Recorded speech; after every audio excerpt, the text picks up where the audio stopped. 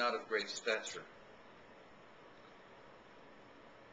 Both became rabbis in different cities. Rabbi AVIGDOR took over the rabbinate in Pinsk after the opponents to Hasidim had dishonorably chosen to depose the great Rav Levi Yitzchak of Berdichev.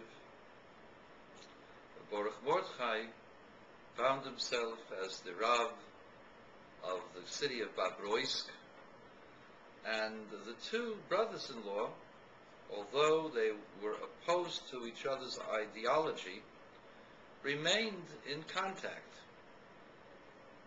And one Shabbos, Rav AVIGDOR suggested that he come for a simcha and try to work things out with Rav BORUCH Mordechai. While he was there, he prayed in the same synagogue as Rav BORUCH Mordechai, and the minyan proceeded to daven in the normal time. But of course, they were Lubavitch Chassidim, Chabad Chassidim, in the minyan of Rav BORUCH Mordechai, and several of them, after the Kehillah, the community, had finished their prayers, moved on to what was known as the Cheder Sheni, the second, the small room on the side of the synagogue, in which people who were engaged in deep and meditative prayer, trying to spill out their hearts to God, in a state of love and awe, and to say the words reverently, the way they felt the words should be stated.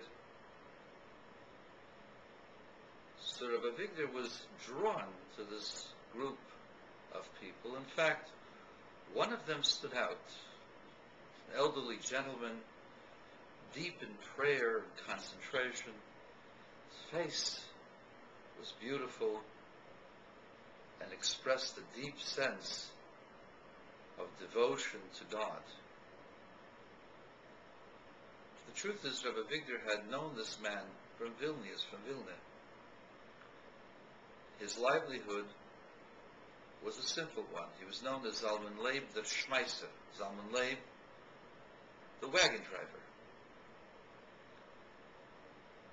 But this Rav Zalman Leib loved God with a passion and wanted only to serve God with all of his heart and soul.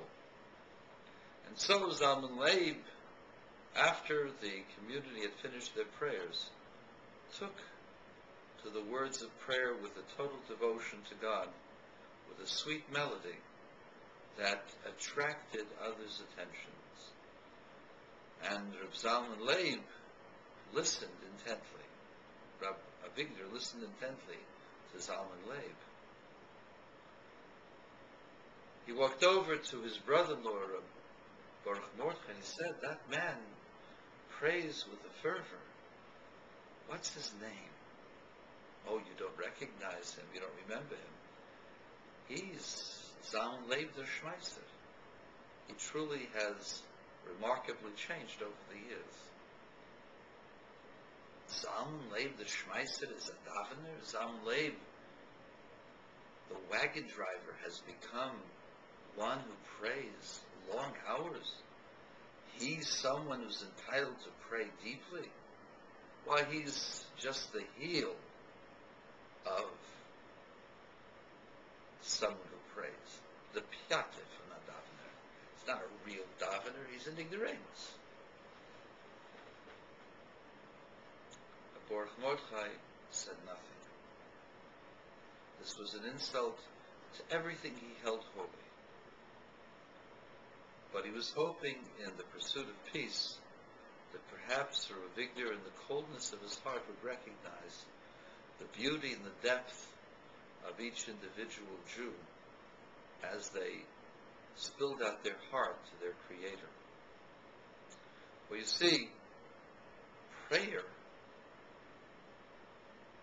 is the venue of every Jew, because every Jew has a soul, and the soul naturally loves God, and the soul is a part of God, drawn to God as if it was iron drawn to a magnet.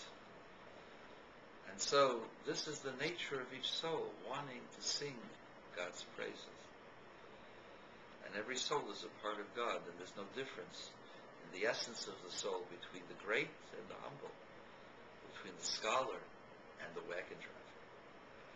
These were the teachings of the Alter Rebbe that Baruch Mordechai held so dear, which Rabbi AVIGDOR could not fathom.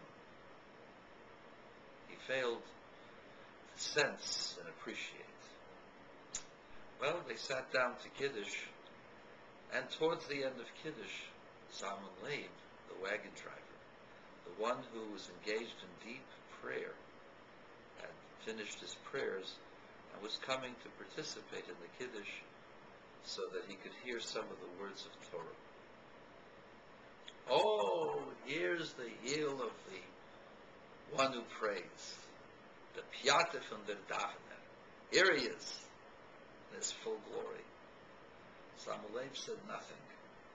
Reb Baruch Mordechai was incensed at the insensitivity of this haughty rabbi, who happened to be his brother-in-law, but nonetheless insensitive and haughty, embarrassing another Jew publicly, and failing to appreciate the depth and the power of prayer of the individual.